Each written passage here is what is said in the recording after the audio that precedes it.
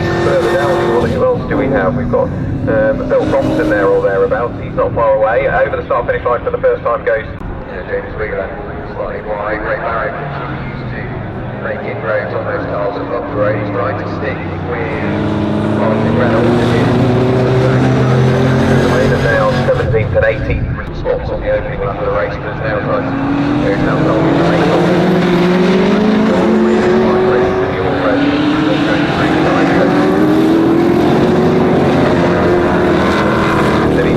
He's keeping 7 yesterday from today. They are into the 11th, I think, on the opening lap of the race. Next time they come through, we'll get some confirmed time from Chris Richardson. Is it going to be horsepower, and I think in a straight line is starting to take effect. Jake Swan has had a good lap. He's up a further place and up into 5th now, and he's on the coattails of Bill Thompson. He certainly is, yes, so. It looks like he was slow in.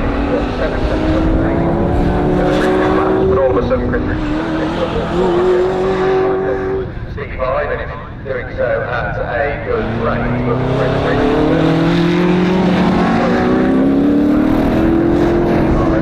Third place, we'll keep an eye on Jake Swan as well to see just how close he's getting to Chris McCarthy. Over the stop finish line now goes Chris Richardson. We take a look out the left-hand window and see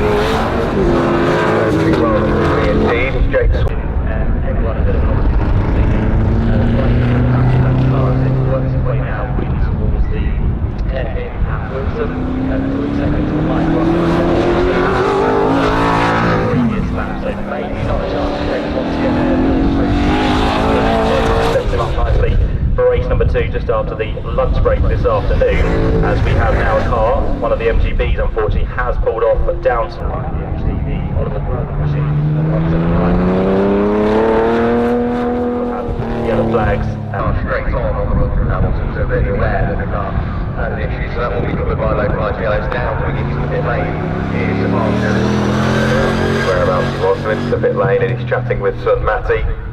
Temperature issues over years gone by, so what's the light? I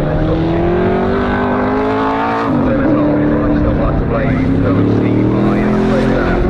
Going to help him in solving his way through the Jake Swan. Closer to the car of the road of Russ McCarthy. Russ McCarthy appeared. But again, that could just work in way through traffic. He lost like 1.5 trying to squeeze through traffic. As we saw when he tried to get past Bill Thompson, the easiest thing to do, isn't it? Especially if you're not looking at your mirrors. So Jake Swan all embroiled in their own race. So great car time goes up across the line. Jake Swan. It was either a team or a failure. I think you're trying to get yourself back ahead of that TV on Tuscan. I think they were desperate to try and get to Richie's first. When you've got a V8 just in front of you and somebody else's V8 next to you, it's trying to figure out exactly which engine note is yours. I'd imagine with a bit of a challenge. Jake Swan continuing to scythe his way through traffic, but as the clock has ticked to 0, he will run out of time to make any further inroads onto Russ McCarthy, and varying classes. So Matty Ellis just about a bit more traffic to deal with as they go on to their final laps. Martin Reynolds still running. He's lost out to Matt Snowball over the previous couple of laps. Those two were quite close in the early stages of this race. Chris Richardson, it seems that car has well and truly got back up to pace, and he's pushing wide. So it comes towards the line first. Jeffrey Flag has to be ready. And Steve Hyde with the first second weekend to the Burning V8 and Historic Outlaws. Chris Richardson over the line after a qualifying that didn't go his way. Race 1 absolutely has, picking up second place, only 3.5 seconds away from Steve Hyde. It should then be Russ McCarthy that appears next. Yes, it is. Jake Swan got close, but not close enough. So Russ McCarthy will come through to finish in what is third place.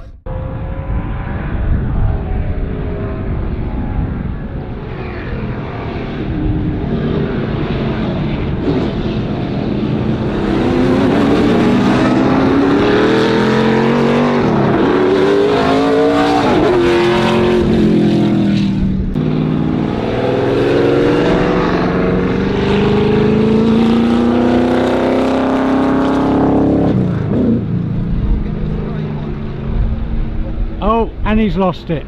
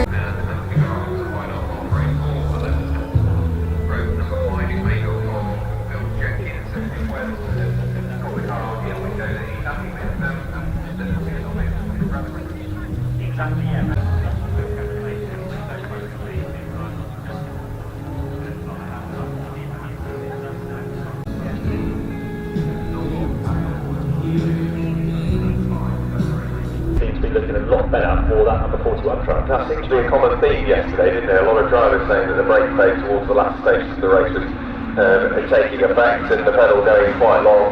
In towards Brindle and Nelson go our top two. Dale Jen continuing to take more and more time out of the right hand.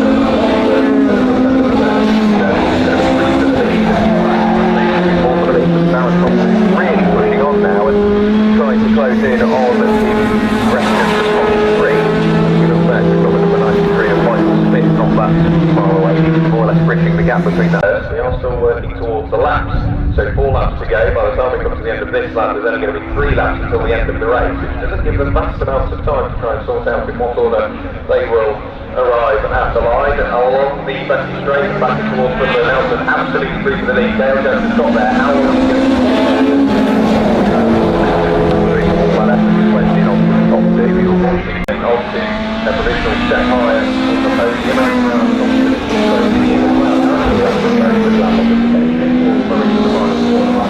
still soaking up the pressure.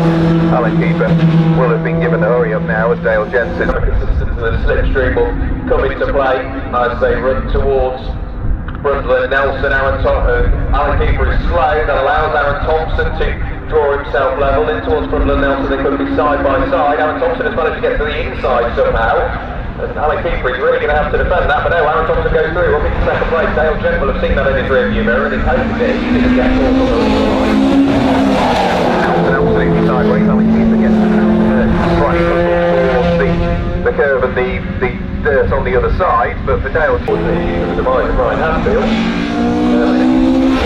well, it's checker plan first. It's going to be close for second place, but I think Dale Jensen's far enough in the lead to hold on. Yes, he will be. It's going to get close, but not quite as close as we'd like. Dale Jen comes through to win the second race of the weekend in the pickup truck racing championship. Continues to lead the way just about from Ollie Schlupp. In the background there's plenty of chopping and changing. Whereabouts is Rich Dewey? He should be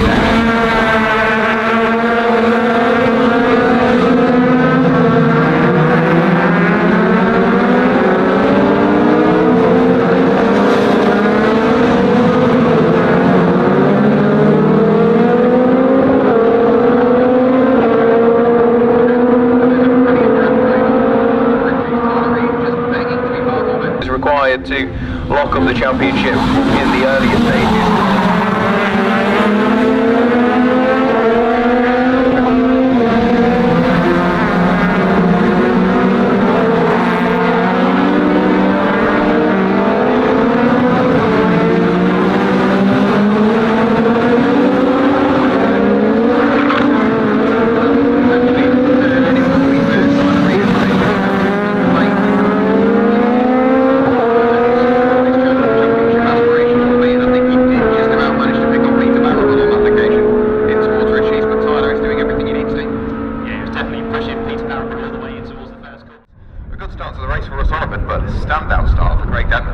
Certainly was, yeah, he used that gap to his advantage. Also, Paul Goldstein got across very quickly to that vacant space alongside him, but he wasn't then able to hold off from the toe from behind from Craig Denman, so he now has to settle in what looks to be, fourth place. Another attack there is in fourth position, but that was at the end.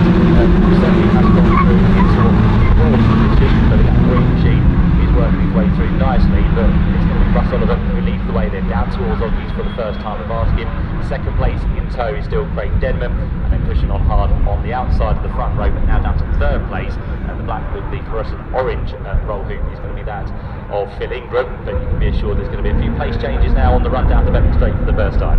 Yeah, Phil Ingram will be wanting to try and close it in, and will do so in the aerodynamic assistance. They come out brilliant. Race leader comes through Palmer, and still Russ Oliver right on his tail. Yeah, Josh Jackson with a brilliant start to the race, up 3 places. Same goes for Tim Steele, a further 3 places gained. Further down through the order, back towards the 270s, we had a good start for Colin Lockwood. Or actually he's at 370s. Yes, he is, but that'll be why he's gained so many positions on the opening lap of this race. So the field working its way through Agostini, and then in towards left at Hamilton.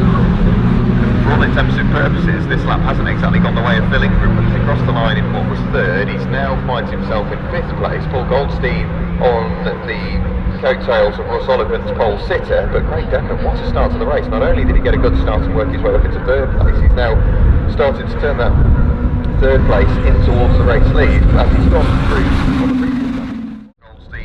and set the fastest lap of the race, 2 minute 10.341, so desperate to try and close in on the cars up the road, but he gets a poor run, or has he got a problem heading in towards Agostini, falling away substantially. Phil Ingram works his way by. As for the lead, there was sort of 3 wide on the race. Agostini, who's got it, Russ Oliver has the lead, followed then by, well, absolutely everybody else, one of which I think is going to be Josh Jackson now up into 2nd place. Craig Denman, he's gone from the lead over the start-finish line to now maybe 4th, because Phil Ingram's back on the inside as they headed towards Oggies, and Craig Denman. The lead, it's still going to be the number 82 of Stuart Calder, followed then by that of Wes Payne. Where is pole sitter Mark Johnson? He remains in what is 3rd place at the moment. Anthony Barnes is desperately trying to carve his way through the order. JJ Marshall, nice, I think, has got to the place in the opening lap. They're very being spin further down the order on the Wes Payne managed to get to the front of this pack. We said that he should be quick after some very quick laps posted in race 1, and yeah, to my eye, that's Wes Payne now into the lead of the race. Stuart Calder finds himself in 2nd. Mark Stansfield up into 3rd, all the way around the outside of the number 28 machine of Mark Johnson, so he's pushing on. Anthony Barnes, he did a bit of a brick wall there, hasn't he? He just can't quite kick those cars off with quickly as Mark Stansfield is right his way through him for a minute from back to the chase. And yeah, Anthony Barnes finds himself towards the tail of that order again, I think. Yeah, we thought Anthony Barnes might fact, he stays in exactly the same place. So Mark Stansfield was the big beneficiary there in terms of places. They just come through now, in hand over the next two, which are going to be yes, and Phil Jenkins. Then a slight gap back to Wes Payne.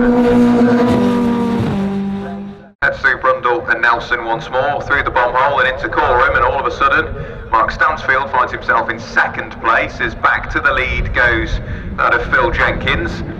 It's then going to be Mark Stansfield in second, Stuart Calder in third, Anthony Barnes in Wes Payne in fifth, and has sat there for the previous couple of laps. Anthony Barnes just falling away, side by side for the race lead. Mark Stansfield is in the race lead, and by the time they get to Ritchie's, just managed to secure that position once. So these five now have been battling all the way through this race. The first 3 quarters have almost been completed, so we're now going to be to the last 5 minutes by the time they get up towards the line once again. Stansfield just lurking there in second place as it stands, but again we're getting to the nitty gritty, so you know